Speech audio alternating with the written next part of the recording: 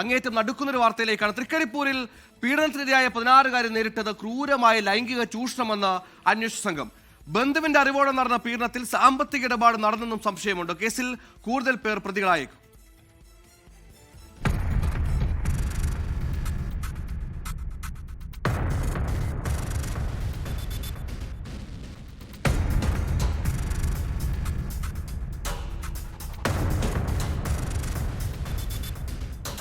കഴിഞ്ഞ ദിവസം തൃക്കരിപ്പൂർ സ്വദേശിയായ പെൺകുട്ടി വീട്ടിൽ നിന്ന് ഇറങ്ങിപ്പോയിരുന്നു. പോലീസ് നടത്തിയ അന്വേഷണത്തിൽ 16-കാരിയെ റെയിൽവേ സ്റ്റേഷൻ സമീപത്തു നിന്ന് കണ്ടെത്തി.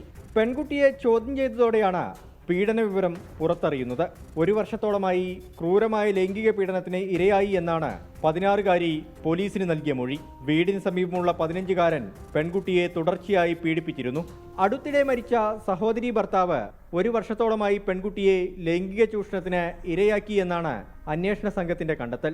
ഇയാളുടെ ഒത്താശയോടെയാണ് മറ്റ് പ്രതികൾ പെൺകുട്ടിക്ക് നേരെ ലൈംഗിക അതിക്രമം നടത്തിയതെന്നാണ് വിവരം. തൃക്കരിപ്പൂർ സ്വദേശികളായ നൌഷാദ്, ഫായിസ് എന്നിവരെ ചന്ദേര പോലീസ് കഴിഞ്ഞ ദിവസം അറസ്റ്റ് ചെയ്തിരുന്നു.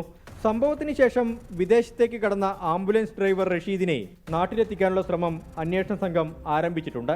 ബന്ധുവിന്റെ ഒത്താശയോടെ നടത്തിയ പീഡനത്തിൽ സാമ്പത്തിക ഇടപാട് നടന്നെന്ന വിവരം അന്വേഷണ സംഘത്തിന് ലഭിച്ചിട്ടുണ്ട്. കൂടുതൽ ആളുകൾ പെൺകുട്ടിയെ ലൈംഗിക ചൂഷണത്തിന് ഇരയാക്കിയെന്നാണ് അന്വേഷണ സംഘത്തിന്റെ കണ്ടെത്തൽ. 24 കാസർഗോഡ്. ലോകത്തെവിടെയായാലും ഏത് സമയത്തും 24 വാർത്തകളും ഓഗ്മെന്റഡ് റിയാലിറ്റി പാക്കേജുകളും എക്സ്പ്ലെയിനറുകളും വിശദമായി കാണാൻ ഞങ്ങളുടെ യൂട്യൂബ് ചാനൽ നിങ്ങൾക്ക് സബ്സ്ക്രൈബ് ചെയ്യാം.